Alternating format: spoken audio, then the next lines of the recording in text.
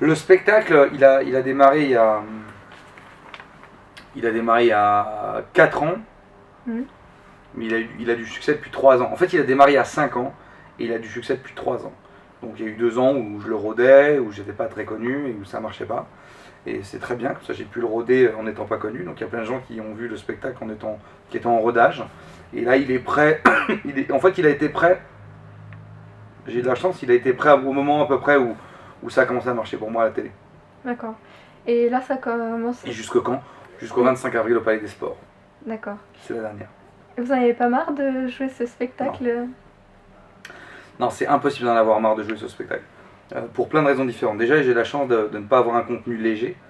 Donc je pense que si tu as un sketch sur les téléphones portables, quand tu l'as joué 650 fois, je pense vraiment que ça commence à te casser les couilles. Mais moi, j'ai une chance terrible, c'est que je ne parle pas de téléphone portable, je ne parle pas de moi, je ne parle pas de ma première relation sexuelle, je ne parle pas de rencontres en boîte de nuit, de sites de rencontres ou de Facebook. J'ai que des sujets qui sont des sujets de société, la misogynie, le racisme, l'homophobie, la religion, parce que c'est le fil rouge de mon spectacle, même si c'est un prétexte pour parler de plein d'autres choses. Euh, c'est impossible de se lasser de ce spectacle parce que la réaction des gens en salle est tellement incroyable. Les gens sont tellement hallucinés, choqués, morts de rire, outrés, excités, parce que ce spectacle pour moi c'est vraiment des montagnes russes. Vous venez voir le spectacle en salle, vous allez voir, les gens font oh, oh, après ils sont morts de rire, ils font oh non. Parce que le spectacle, je ne fais que secouer les gens, secouer les gens, secouer les gens tout le temps, tout le temps, tout le temps. Il n'y a pas de répit. C'est pour ça que j'arrive à faire des spectacles des fois qui durent 2h30. Les gens me disent mais t'es malade, je peux pas faire 2h30 de spectacle. Je dis si tu laisses pas la personne se reposer, si tu la laisses pas se rendre compte qu'elle est fatiguée, elle reste avec toi pendant 2h30. Pareil, quand je sens que le public est plus fatigué ou plus âgé ou quoi, je fais plus court. Je m'adapte. Mais par exemple, je te donne l'exemple de Lille. Je suis allé jouer pour la 5e fois ou 4e fois au théâtre Sébastopol à Lille, qui était pour la 4e ou 5e fois plein. C'est quand même un théâtre de 1300 places, donc on a fait quand même 7000 personnes à Lille avec le même spectacle. J'ai fait 2h50. Et je te défie de me trouver un spectateur en salle qui te dira ah, il nous cassait les couilles à la fin. Les gens ils étaient au taquet. Au bout de 2 heures, je dis bon, là, si je continue, il reste pratiquement 40 minutes de spectacle. Et j'étais là, ouais parce que c'est un spectacle où je te secoue. Tu vois, et aux dédicaces, il restait 250 personnes. Je suis sorti du théâtre, il était 1h15 du matin. On sait que vous êtes adepte de l'humour noir. Pourquoi, tout simplement? Et est-ce que vous pensez que c'est un registre inépuisable? Je suis pas adepte de l'humour noir.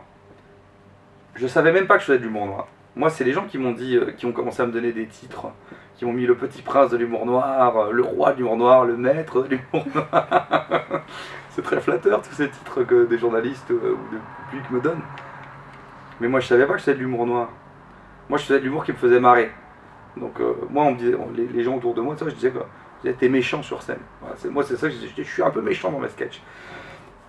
J'avais pas mis de nom sur ce que je faisais. Et c'est au fur et à mesure que je me suis rendu compte que l'humour noir, c'est Ruquier qui a commencé à dire ça d'ailleurs. Il a dit ah ben voilà, on a un spécialiste de l'humour noir dans l'émission, c'est formidable, etc. Mais moi j'avais pas mis de nom. Après moi ça me convient très bien parce que c'est ce que je préfère faire. Donc quand je me suis rendu compte que les gens me demandaient encore plus d'aller là-dedans, je me suis dit putain pour moi c'est formidable. D'ailleurs plus les années avancent, plus je suis méchant. Parce qu'au départ mes sketchs, ils étaient méchants, mais ils étaient dans une méchanceté classique, c'est-à-dire la mort, le cancer des testicules, pas des sujets très graves. C'est au fur et à mesure que je suis allé plus loin à acheter des objets à des mecs qui n'avaient pas de bras, en disant alors pourquoi vous l'avez pas rattrapé?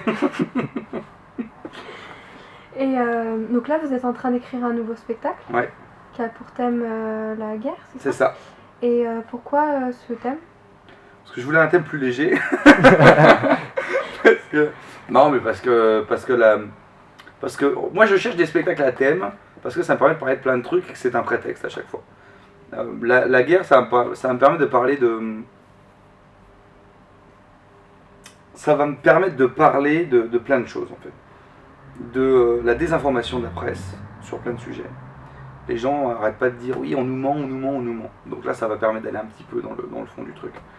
Ça va me permettre de remettre en cause, de parler de la colonisation. Parce que je ne vais pas parler que des guerres qui sont en ce moment. Je compte bien aller aussi chercher ce que la France a pu faire, ce que les pays européens ont pu faire, ce que les États-Unis ont pu faire. Parce que le problème, c'est que quand tu lis des livres d'histoire, tu les lis et tu t'aperçois qu'en fait,